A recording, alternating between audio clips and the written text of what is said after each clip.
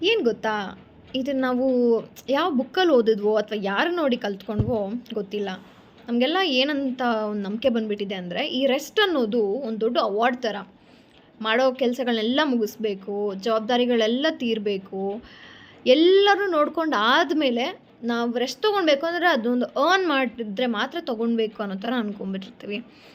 ಆದರೆ ನಮ್ಮ ಬಾಡಿ, ನಮ್ಮ ದೇಹ ಅನ್ನೋದು ಆ ಪರ್ಮಿಷನ್‌ಗೋಸ್ಕರ ವೆಯ್ಟ್ ಮಾಡ್ತಿರಲ್ಲ. ಅದು ಆಲ್ರೆಡಿ ಸಿಗ್ನಲ್ಸ್ ಕೊಡೋಕ್ಕೆ ಸ್ಟಾರ್ಟ್ ಮಾಡಿರುತ್ತೆ. ಹೇಗೆ ಅಂದರೆ, ನಮಗೇನೋ ಟಯರ್ಡ್ ಆಗೋ ಥರ, ಸುಸ್ತಾಗೋ ಥರ ಅನಿಸ್ತಿರುತ್ತೆ. ಅಥವಾ ಏನೋ ಒಂಥರ ಇರಿಟೇಷನ್ನು, ಮನಸ್ಸಲ್ಲಿ ಎಷ್ಟೊಂದು ಗೊಂದಲಗಳು,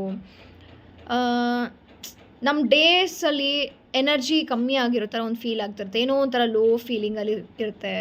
ಸೊ ಇದೆಲ್ಲ ಬಾಡಿ ನಮ್ಗೆ ಆಟೋಮೆಟಿಕಲಿ ಸಿಗ್ನಲ್ಸ್ ಕೊಡ್ತಿರುತ್ತೆ.